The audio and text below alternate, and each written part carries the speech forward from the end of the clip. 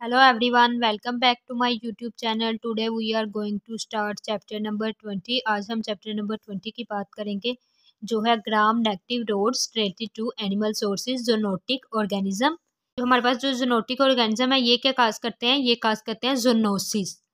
ठीक है, ये जूनोसिस काज करेंगे। अब हम देखते हैं कि जूनोटिक ऑर्गेनिजम्स क्या होते हैं। Human disease caused by organism that are acquired from animals. Human disease जो ऑर्गेनिज्म से काज हो, कहाँ से की गई हो, एनिमल से ली गई हो। ठीक है, उन्हें हम क्या कह देते हैं, उन्हें कह देते हैं जूनोटिक ऑर्गेनिज्म। ठीक है, या जूनोसिस। इसके बाद ऐसी कौन कौन सी डिसीज हैं जो कि हम ह्यूमन को हो सकती हैं, लेकिन वो अक्वायर किससे होती हैं, वो अक्वायर होती हैं एनिमल से। That is Brucella. ठीक है, ब्रूजेला, फ्रांसिसेला, पास्चुरेला और यर्सीनिया पेस्टिस। ठीक है, हमारे पास ये डिसीज हैं जो कि हम लोग एनिमल से एक्वायर करते हैं। इसके बाद जो ब्रूजेला है ना, ये क्या करती है, हम लोग देखते हैं, ये ब्रूजेलोसिस इसे कहते हैं। ब्रूजेलोसिस अंडुलेंट फीवर करती है। ठीक है, अंडुलेंट फीवर मीन्स के राइज फॉल इसका पैटर्न होगा, यानी समटाइम्स ये राइज हो जाएगा और कुछ टाइम बाद ये फॉल हो जाएगा, फिर खुद ही राइज हो जाएगा और फॉल हो जाएगा, ये इसका पैटर्न होगा। ठीक है, इस कौन कौन सी डिसीज करती है, ब्रूजेला मेलिटेंसिस करती है जो अक्वायर होती है गोट्स और शिप से। ठीक है, इसके बाद ब्रूजेला अबोटस हो सकती है, ये कैटल से। ठीक है, और कैटल्स में ये क्या करेगी, ये मिस कैरिज करेगी इन कैटल्स। ठीक है, ब्रूजेला स्विस किन में होगी, ये होगी पिग्स में। ठीक है, इसके बाद ये ग्राम नेगेटिव रोड होता है विदाउट कैप्सूल। ठीक है, इसके बाद अगर हम इसकी ट्रांसमिशंस की बात करें तो इसकी ट्रांसमिशन कैसे होती है, मिल्क प्रोडक्ट के ज़रिए। ठीक है, और direct contact with the skin, या हम लोग इन एनिमल से डायरेक्ट कांटेक्ट आए। इसके बाद अगर हम इसकी पैथोजेनेसिस की बात करें कि पैथोजेनेसिस इसको कैसे होती है, तो वो होती है ऑर्गेनिज्म एक्वायर्ड बाय मिल्क। ठीक है, हमने मिल्क लिया तो उसमें ये ऑर्गेनिज्म प्रेजेंट था, लाइक ब्रोजेला हमारे पास प्रेजेंट था, तो वो क्या होगा, वो हमारे रेटिकुलो एंडोथीलियल सिस्टम में जाकर बैठ जाएगा, settle in reticulo endothelial system. ठीक है, reticulo endo system is what, ये इसमें हमारे पास आ जाता है हमारा स्प्लीन, ये हमारा आ जाता है लीवर।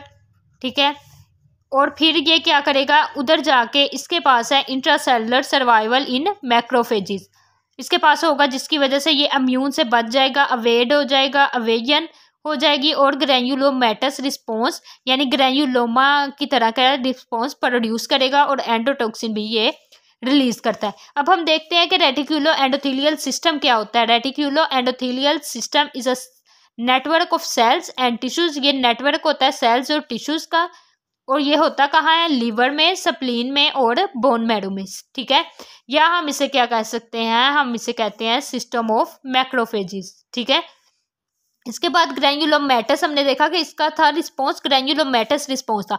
तो ग्रैन्युलोमेटस क्या होता है, ये टाइप ऑफ क्रोनिक इन्फ्लेमेशन होती है। ठीक है, क्रोनिक इन्फ्लेमेशन की ये टाइप होगी, chronic inflammation reaction in which granuloma form. ठीक है, ग्रैन्युलोमा जिसमें बनेंगे, तो डेट इज ग्रैन्युलोमेटस रिस्पॉन्स। हमारे पास ना इन्फ्लेमेशन दो तरह की होती है, एक होती है सुपरएटिव, एक ग्रैन्युलोमा। सुपरएटिव होती है जिसमें हमारे पास पास प्रोड्यूस होती है, ग्रैन्युलोमा कैसे, जैसे छोटे छोटे ग्रैन्यूल्स प्रोड्यूस होते हैं। ठीक है, यहाँ ग्रैन्युलोमा। तो क्लिनिकल अगर हम इसकी फाइंडिंग्स की बात करें तो जो इसका इंक्यूबेशन पीरियड है वो है ब्रूजेला का 1 to 3 वीक्स इंक्यूबेशन पीरियड है, और इसके जनरलाइज सिम्पटम क्या है, इसका फीवर होगा, चिल्स होगा, फटीग होगी, माइअल्जिया होगा, डिस्कम्फर्ट होगा और एनोरेक्सिया होगा। अगर हम इसकी स्पेसिफिक सिम्पटम्स की बात करें तो वो हमारे पास क्या होगा, undulant fever. Undulant fever is associated with Brucella. ठीक है, इसका क्या होगा, फीवर का राइज फॉल पैटर्न होगा, वो समटाइम्स राइज हो जाएगा, फिर फॉल हो जाएगा, फिर राइज, फिर फॉल, ये इसका पैटर्न होगा इसमें। अब देखें कि अगर ब्रूजेला मिल्क प्रोडक्ट के जरिए हमारी बॉडी में चला गया, ये कहाँ जाएगा, रेटिकुलो एंडोथीलियल सिस्टम है, और रेटिकुलो एंडोथीलियल सिस्टम में जाके ये इंट्रासेलुलर सर्वाइवल है इसके पास मैक्रोफेजी से, तो ये वहाँ ही होगा ना।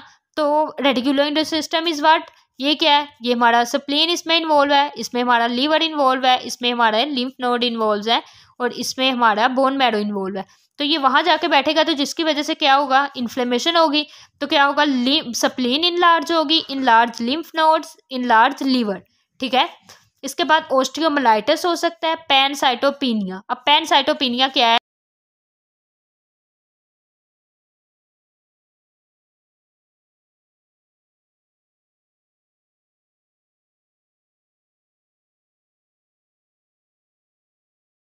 हमें अंदाजा हो जाएगा कि कहीं ना कहीं कोई ना कोई बैक्टीरिया हमारी बॉडी के अंदर है, जिसकी वजह से हमारा जो बोन मैरो है वो सप्रेस हुआ है। इसके बाद हम इसकी लैब डायग्नोसिस की बात करें, वो कैसे होती हैं?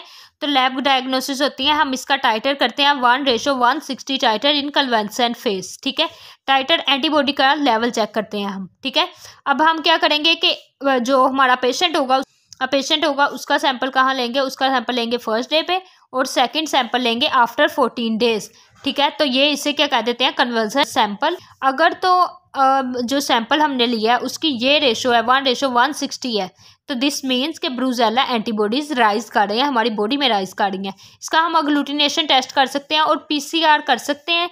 और ठीक है, पीसीआर तो हम हर ऑर्गेनिज्म का कर सकते हैं, तो इसका भी कर सकते हैं और ये रिस्की टू कल्चर होता है। So much for watching my video tuned.